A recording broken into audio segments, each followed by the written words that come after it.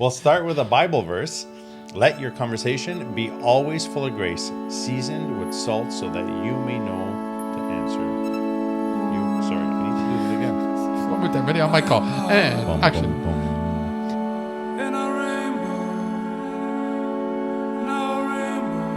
Welcome back to Faithfully Ever After. I'm Maya, I'm Alex. and today's episode is Unfiltered Love, the conversations we avoid. And we'll start with a Bible script, a Bible verse. We'll start with a Bible verse. Let your conversations... No, can we do that again? We'll start with a Bible verse. Let your conversation be always full of grace, seasoned with salt, so that you may know how to answer everyone. Colossians 4, verse 6. That is on a level that I don't know if I personally understand. Yeah, it's going into a conversation with love and grace.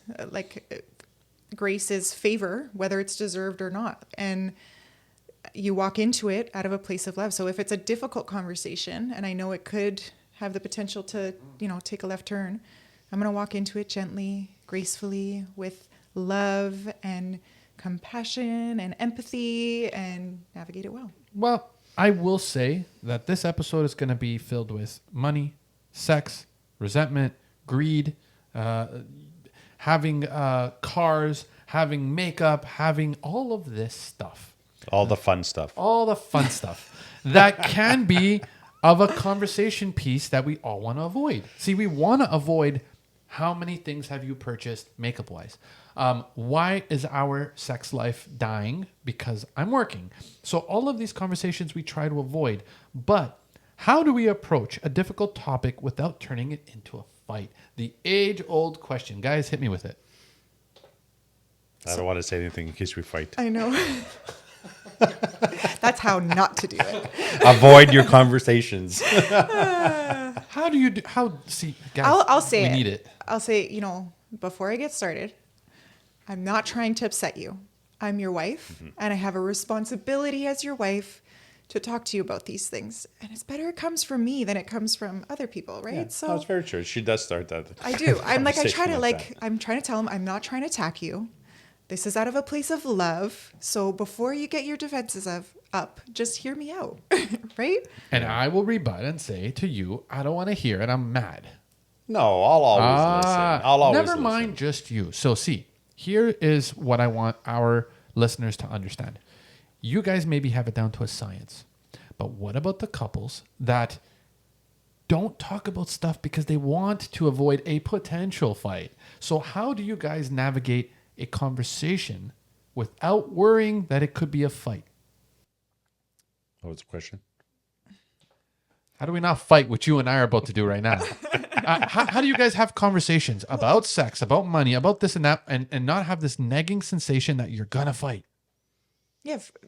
I think you can feel like, some things have the potential to have, they could end in a fight. So I think to identify that, to say, I'm coming at you from a place of love right now. I don't want you to feel attacked. Yeah, and you have to to validate. Like we need to talk about this. Yeah, the concern, the talk has to be validated as well. You can't just have a discussion because you don't like it, or like, why don't you like it? Why is it a problem? Why is the money thing a problem? Why are you're resenting something for what? What was it? Maybe you don't understand what it is. So there needs to definitely be a conversation, dialogue that opens, but there needs to be validation as well.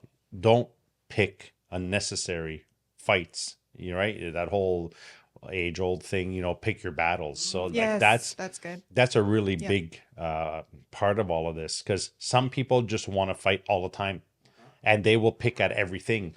And then there's other problems in the marriage that maybe they haven't recognized yet. But you need to really pick your battles. Is it really worth fighting over, right? And I think that's when your heart posture matters. Like, I think, when you're frustrated with your spouse and you feel like, oh, they're doing everything wrong, it's a heart posture. Right. So you're not going to approach that conversation out of love, because there's everything you're doing is getting on my nerves, right. And there's the other side of it too, where you have a spouse that's just doing it to stick it to them. I'm going to do this and make it this difficult. Out of spite. Yeah. But spite for what? Have the conversation the first time around, right? If there's a situation at hand, have a conversation and try and walk through it first. Right? Okay. So for example, and this is going to be a big one, money. Now, money can bring a lot of division in a relationship.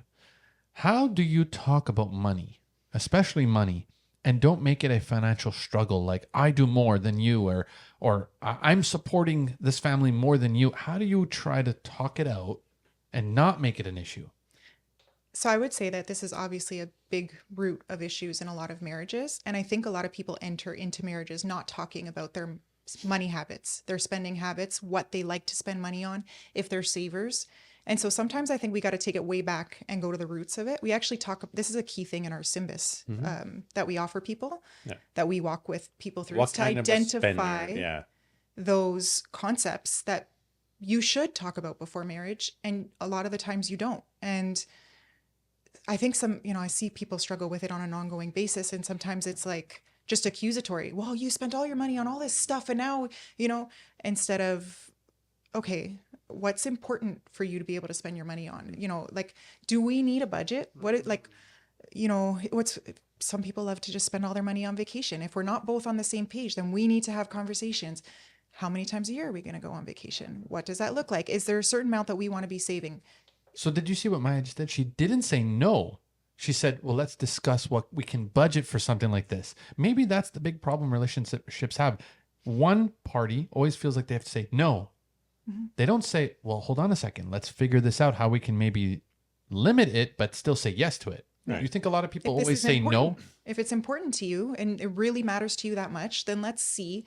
One of the other big problems, and I've actually encountered this conversation with a ton of people, they keep their finances separate.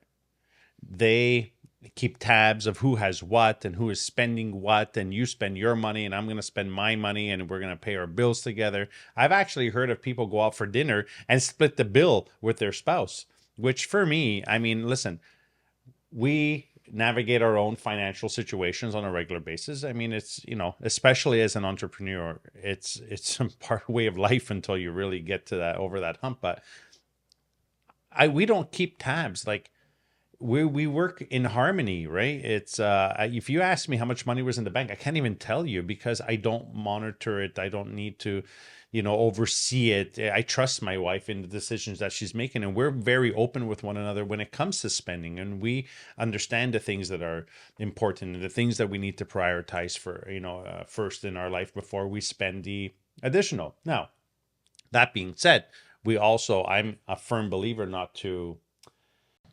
I don't want you to be lacking anything.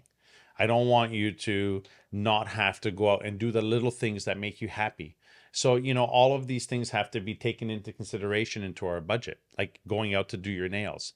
For me, it was really important for you to go out and do it because even though, things are a little bit tighter and we're trying to watch the little spending in this season, I want you to do the little things that make you happy. And I also want to do the little things that make me happy. I don't want to deprive myself of those little things either. It's how we navigate. So that's why some couples, and this is perfectly normal, I think, in my opinion, they have a main account and then they have small little play money accounts where if you really want to go and buy that cigar, you can buy it and not have guilt that you're taking it out of the family account. Would you guys agree with that? No. I don't. Alex, immediately no. Okay. What's the difference? So we have our main accounts, but we also like for us that would be like little play money accounts. That would be our credit cards. We have our own individual. But our credit cards, they're still paid from the regular account, right? But it's essentially what I'm trying to say, though. And get that little thing that maybe I didn't see or didn't know about, or once in a while there's something on Amazon that either one of us are like, hey, or like like that no, whatever. It's not going to be what you think it is. It's actually we've been going at it over the KitchenAid chopper, the vegetable chopper. Oh my god! It keeps breaking, and he just keeps buying a new one, and I'm like, just. It's that cheap that you can buy it. Yeah. No, but you know what? The only time that's important for me is when I'm trying to buy a gift for my wife and I don't want her to see where it's coming from. Beautiful. That's a beautiful reason why you should have something separate. That's really the only reason. Yeah. And sometimes I'll actually go, to a friend and be like, hey, order this for me. I'll give you the money because I don't want my wife to see it in our Amazon account or, But your love language is gifts also. So you're like, you said you didn't want to see me lacking. That's actually one of your expressions of love. So do I. Right? I like that too. I like that. I like seeing other people happy. Yeah, me too. That's one of the greatest joys in my life is to make other people happy. I'm definitely the tighter one with the money in the relationship. Well, let me ask you guys something before we get too off topic. Yes. When to talk versus when to listen. Now, if you guys have an answer, I'd like to hear it. Well, you talk, don't hold anything in. That's for sure. If you need, Oh, no. This is primarily if you're already in a heated discussion. Yeah, when to stop You and just both listen. want to yell. Hmm. When or how do you figure out, all right, I'm going to stop and listen? well, you have to stop. Whoever is louder gets to speak. Nope. Because you're going to be speaking every single time. So no. Whoever's Yeah, I love louder that. gets to speak, and no. No. So the problem is that we get into a shouting match. And that shouting match just turns into hurtful words. Now, how can someone learn to stay quiet sometimes and just talk? And then it's your turn. But just take turns. Because you walk into this with grace. It's leading from love. It's I want you not to be upset or angry or whatever's hurting you matters to me. Sometimes we need a minute to just, and everyone needs a minute just to recalibrate for a second, right? Put aside what I'm yelling about. Let me recalibrate, and let me come back into this with a different mindset. Because mindset is going to be the big part of it, right? I care about you more than I care about the problem. It matters to me more that you and I are good than we fix this current issue. Mm-hmm. I want to get through this. I want to figure out how we're going to fix this. If something's bothering you and you're coming to me with it, I don't want it to bother you. I love you. I care about you. So if you need to get it off your chest, and then I want to listen. I want to hear it. I want to hear you out. Right. And there should be no problem bigger than us at the end of the day. We should be able to navigate all the problems if we come into it with grace. Yeah. Okay, guys. And that, beautiful, of course. The art, okay, the artwork of rational honesty. Now, how can you be brutally honest, but without being brutal? That smile Go says it ahead, all. love. We had this a couple of days ago too. We really got to watch these topics. I'm trying to think of how I navigated it. I don't know. Do you want We're to? still navigating it. We don't have an answer for that. Next. No, it's the art of being honest It without was being hurtful. Yeah, it was you would like reminding you that you would do the same thing for me. Like sometimes if I'm being unreasonable, I need you to tell me because you're my person. And if I'm going to take it from anybody, I want it to be you, not someone else. And so, but that's what that was. It was, I, as your wife, it's my responsibility to be honest with you, to help you see things that maybe you don't see, even if they're hard for you to see. And I want you to do the same for me. Like if I'm doing something that is hurtful or anything, like, just, I want you to tell me. And if anybody's going to tell me, I would much rather hear it from you than hear it from. We navigate that all the time. Yeah. And I'll sit down and I'll be like, listen, I understand what you're saying and I hear where you're coming from, but you need to look at it from somebody else's lens. You need to see it from the other perspective. I'm not disagreeing with you, and I'm not telling you that your feelings are invalid, but I do need you to look at it from another side, because I very often would actually come to this from the other side. So I can tell you what it's like or where it's coming from, and you need to be able to understand both sides of it. So we'll actually have that conversation. Yeah. And that goes back to like learning how to have good conversations. He took time to validate what I was saying and how I was feeling in it before saying, okay, but look at this other side. It wasn't just hey, but this is how it is. And look at it. And you're not seeing it. You're not seeing what you're not seeing the same way as me. Right. It was a chance for you to say, an opportunity for you to say, no, I hear you. I validate what you're saying, but just take a moment to see it from the other side.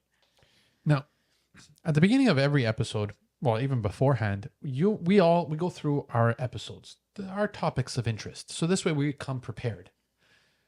My next little point is the freedom that comes when everything is finally on the table.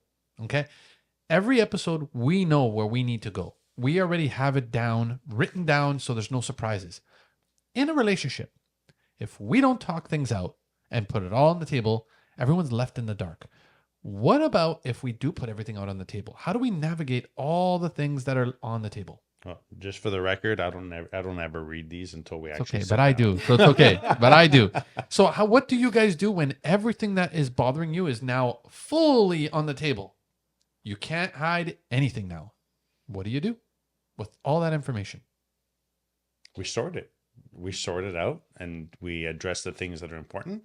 We discard the things that are not, because there are situations. Explain that. What are you discarding? If everything is technically on the table and important, what are you discarding? Well, it's important, but it's like when you go to the hospital, you need to triage the severity of the situation, right? So the guy who's coming in having a heart attack, he comes first, versus the guy who's coming in that has got an earache or a cold, right? And we need to triage our problems and our relationship and the things that we navigate, right? Yes, this is what's going to come in first, because if we don't deal with this and get through this part of it, we may never make it to this stuff here. So we triage our problems. Maya? Yeah, and we're in it together. I think it's always remembering that we're in it together. So that honesty actually helps create a sense of unity and trust, and then we're able to move forward in it together for a resolution together for what we bring to the table. Before we say goodbye, I'm actually going to read the hook for us because I think this is going to come different if I say it. Love isn't built on comfort, it's built on courage. Now, love is not easy. So how do you guys courageously deal with love every single day? I put us first. I put you first. It's not self-seeking. Don't leave me hanging, Alex. No. Don't leave me hanging. How do you deal with love? Love is a very emotionally driven, difficult concept. Plugging faith into our marriage has been the strongest thing that we have done in the 13 years that we have been together. And, it's very, you can't power that device without a source. And you can't power our marriage without the source. And I would tell everybody to plug that source in first. It's good. Wow. It's good. Alex just pulled that one out. That's my husband. I might steal him from you. So now before we sign off, there is one more thing that we need to talk about before our where they can find us and our tagline. You guys have a website. Maybe talk to me one more time about that website. What's on this website that people would find very interesting? So we're putting together some resources on the website that can help you navigate some of your everydays and, help you communicate and whatnot. We have a program on there. It's called Symbis. It's saving your marriage before it starts. But it is not only a premarital tool. It's actually designed to figure out where you are in your journey, and it will custom tailor itself to your life situation. And we're able to navigate, with you. It's about, how many pages is that report? I know it's about 7 or 8 sessions as you go through it. Right. So through 7 or 8 sessions, we're able to walk you through and help you identify some of the factors that could potentially be a problem. And you also have someone that can help on the website as well. And that is? Kevin Copeland, the couples guy. So we had him on a few episodes ago. He is amazing. He's actually helped us early on in our marriage. And he specializes in helping couples who are struggling. So the more difficult things, he's a psychotherapist. So anything that, is bigger than us and that we just can't navigate, we don't have the tools, we work closely with Kevin so that he can help you. That's right. Now, if anybody needs this help and they want to get a hold of this lovely couple, Alex, where can they find you? You can go into our link tree, and all of our socials are there through Spotify, YouTube, Instagram, TikTok, and whatnot. And you can find us and contact us directly through our website as well at faithfullyeverafter.ca. And we always have a tagline, and that is... Rooted in faith. Growing in love. That's faithfully ever after. Until next time, guys.